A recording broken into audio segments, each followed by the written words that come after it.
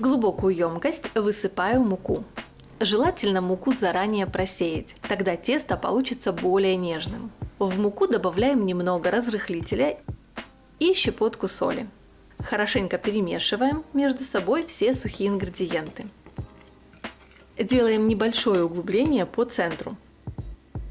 И выливаем растительное масло. Нужно совсем немного. А теперь вода комнатной температуры. Все, теперь можно замешивать тесто. Сначала замешиваю ложкой.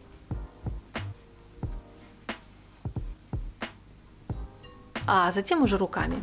Тесто замешивается очень быстро и получается эластичным и удобным в работе. Замешиваю буквально несколько минут.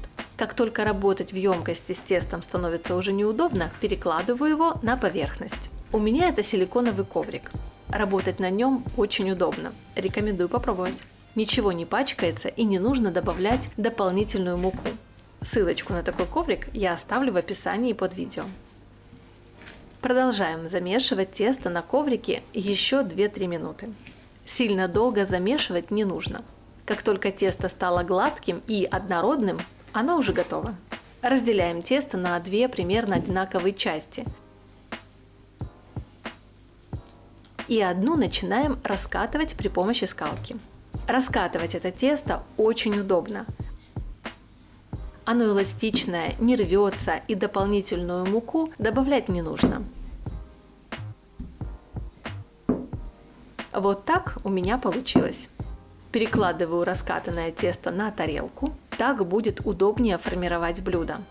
Выкладываем начинку. Тут может быть абсолютно бесконечное количество вариантов. От сладкой до соленой. Тесто нейтральное по вкусу, поэтому вкусно будет с любой начинкой. У меня простой и любимый вариант. Немного ветчины и сыра. Выкладываю тонко нарезанные кусочки по центру, оставляя края свободными. Теперь самое время раскатать вторую часть теста. Повторяем все то же самое и раскатываем тесто тоже в довольно-таки тонкий пласт. Все готово. Накрываем тестом начинку. Для того, чтобы получить аккуратную и красивую форму, срезаю тесто по краям тарелки. Вообще ориентируйтесь по диаметру вашей сковороды, чтобы угадать с диаметром готового блюда. Все лишнее отрезали, остатки я тоже использую для другой начинки. Края немного защипываем между собой, как показано на видео, чтобы начинка не вытекла и готовое блюдо хорошо держало форму.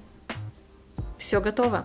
Получилось довольно-таки симпатично, правда? Сковородку отправляем на средний огонь и смазываем небольшим количеством растительного масла. Теперь выкладываем наше блюдо на сковородку и накрываем крышкой.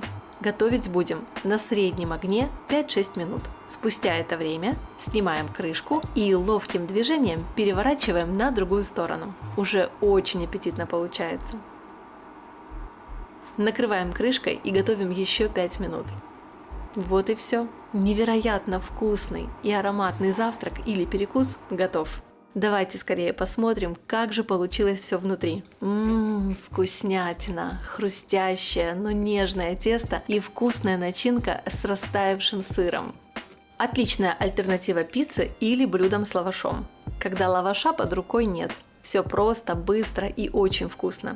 Обязательно попробуйте, вы не пожалеете. Конечно же, жду ваши отзывы в комментариях. Всем приятного аппетита и до новых рецептов. Пока-пока. Да, и конечно же, я очень жду ваши фото в Instagram.